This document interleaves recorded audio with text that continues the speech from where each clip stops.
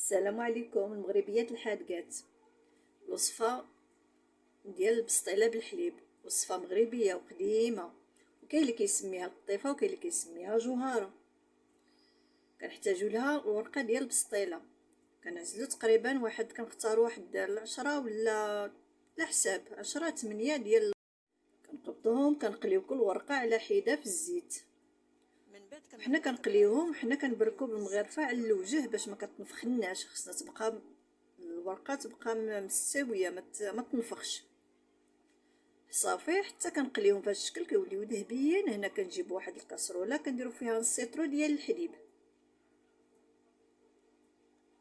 وكنزيدوا لها واحد المعلقه ونص تقريبا ديال النشا، ونص معلقه صغيره ديال المسكه الحره، مع شويه ديال السكر مدقوق، معلقه ونص ديال السكر سنيده، ومح بيضه.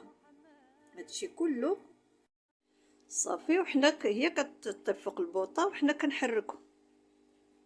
هنا زدت واحد 2 معالق كبار ديال الماء زهر.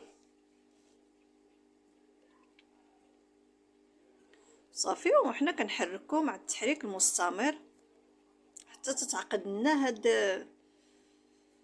هاد الكريمه. ورجاء وليس امرا تفاعلوا مع هاد القناه بالاشتراك واللايك، وفعلوا الجرس باش دائما يوصلكم الجديد. صافي هنا فاش كتوجد ليا داك الكريمه كنديرها في واحد الجبيبينيات باش كتبرد.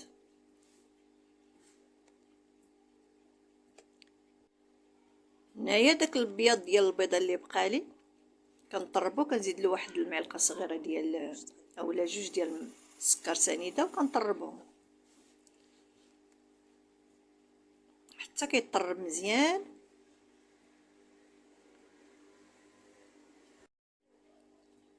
كنجيب واحد الكاسروله كندير فيها الماء حتى كيغلي داك الماء، وكنخوي فيها داك البيض اللي طربت باش غادي نطيبو ترجع بحال شكل عشيش حتى كيطيب داك البيض وغادي نصفيه وغادي نخرج. هنا ملي كطيب داك البيض كيطيب كنصفيه في واحد الصفايه باش كيستقطر منه داك الماء، باش غادي نديرو على الوجه ديال الورقه ديال البسطيله.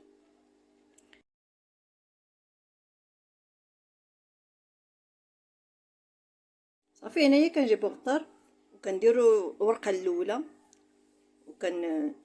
نخبيو عليها شويه ديال الكريمه، وكنديرو الورقه الثانيه ونخبيو عليها عاوتاني الكريمه حتى لاخر طبقه. على الكريمه ما بين طبقه وطبقه. انا راني غير نسيت.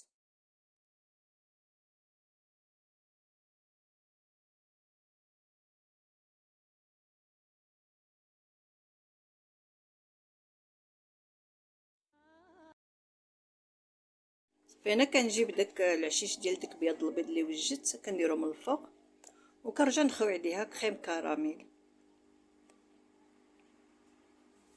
يعني عادي عشوائي، يعني ماشي بالضروره، وكتجي غزاله وكتجي مذاقها زوين. وصفه قديمه وبالصحه والراحه.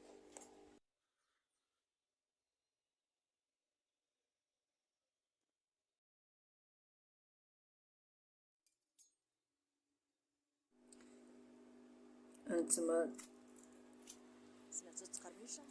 سمعتوا التقرميشه؟